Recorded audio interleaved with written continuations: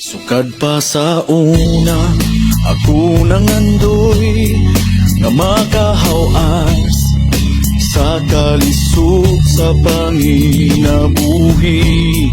Apanon saon nga pobre man lang ang namatan ko nga ginikanan. Oh,